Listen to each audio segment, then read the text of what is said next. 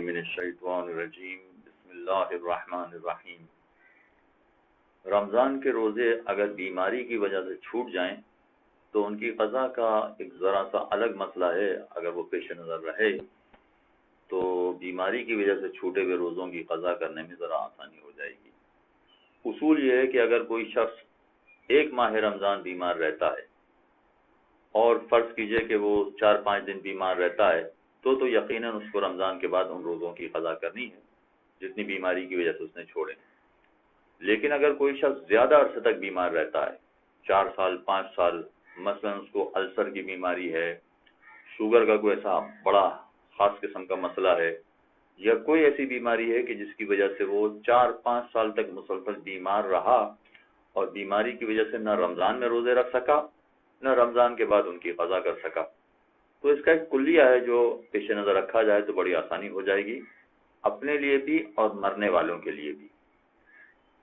کلیہ یہ ہے اس کا کہ اگر کوئی شخص مثلا 5 سال بیمار رہا،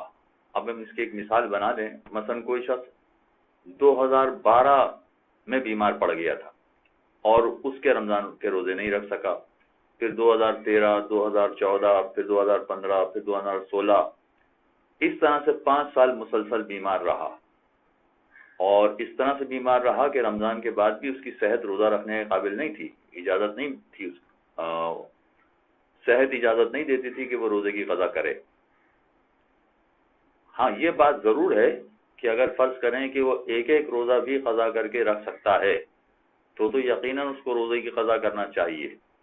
یعنی فرض کیجئے کہ 2012 میں رمضان کے روزے نہیں رکھ سکا، لیکن رمضان کے بعد جب قضا کرنے کا موقع آیا تو ہفتے میں ایک ایک روزہ کر کے بھی پورے رمضان کی قضا کر سکتا تھا وہ، تو اس کو رمضان کے روزوں کی قضا ہی کرنا پڑے گی، چاہے 2012 ہو، 2013 ہو یا 2014، 15، 16 ہو۔ جو گفتگو میں اس وقت آپ کے سامنے بیان کر رہا ہوں وہ یہ ہے کہ ایسا بیمار ہے کہ ایک ایک کر کے بھی رمضان کے قضا روزے نہیں رکھ سکتا یہ، اور مسلسل 5 سال بیمار رہا یہ، تو اس کا کلیہ یہ ہے کہ 2012، 2013، 2014، 2015، یہ 4 سال ہو گئے۔ ان 4 سال کے روزوں کی قضا اب اسے نہیں کرنی ہے، فقط ان روزوں کا اسے فدیہ دینا ہے۔ ہاں، 2016 کا رمضان جب آخری آیا اس میں بھی وہ روزے نہیں رکھ پایا تھا،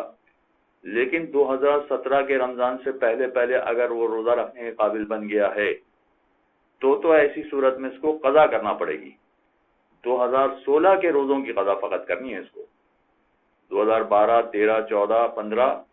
چونکہ مسلسل کئی سال بیمار رہا، ان روزوں کی اس کو قضا نہیں کرنی، بلکہ ہر روزے کے بدلے میں ایک فدیہ دینا ہے، یعنی 3 پاؤ آٹا یا کوئی بھی خوراک والی چیز کسی غریب کو دینی ہے، جو شرائط پر پورا اترنے والا غریب ہو اس کو دینی ہے۔ اب اگر فرض کیجئے کہ 4 سال یہ بیمار رہا اور بالکل روزہ رکھنے کے قابل نہیں تھا تو اس کی ذمہ داری قضا ہے ہی نہیں۔ اگر بعد میں یہ ٹھیک ہو جائے اور اتنا ٹھیک ہو جائے کہ ٹارزن بن جائے، اتنی اچھی اس کی صحت ہو جائے، تب بھی اگر اس کی خواہش ہو کہ جو 4 سال کے روزے پہلے چھوٹے تھے ان روزوں کی میں قضا کر لوں، تو قضا کرنا غلط ہوگا، اس لیے کہ قضا اب اس کی ذمہ داری نہیں ہے، اس کی ذمہ داری فدیہ دینا ہے۔ چنانچہ 2012، 13، 14، 15 میں جو روزے قضا ہوئے تھے اس کی فقط اور فقط اس کو فدیہ دے کر اپنی ذمہ داری پوری کرنی ہے۔ ہاں، 2016 میں اب یہ دیکھنا پڑے گا کہ کیا 2017 تک یہ بیمار رہا یا نہیں رہا۔ اگر 2017 کے رمضان سے پہلے اگر یہ ٹھیک ہو گیا ہے تو پھر اب ان روزوں کی ادائیگی اس کو کرنا پڑے گی، یعنی ان روزوں کی قضا کرنا پڑے گی۔ ان روزوں کا فدیہ دینے سے کام نہیں چلے گا۔ چنانچہ جو آخری سال انسان بیمار رہتا ہے مگر رمضان کے بعد وہ قضا کرنے کے قابل بن جاتا ہے تو پھر اس کو قضا ہی کرنی ہوتی ہے، پھر اس کا فدیہ نہیں دینا ہوتا۔ یہ بات اگر پیش نظر رہے تو اپنے حوالے سے بھی مسئلہ بڑا اہم ہے اور مرنے والوں کے حوالے سے بھی مسئلہ بڑا اہم ہے کہ اگر مرنے والے بھی کئی سال تک بیمار رہے اور روزے رکھنے کے قابل نہیں رہے تو ان کے بھی روزوں کی قضا نہیں کرنی ہے،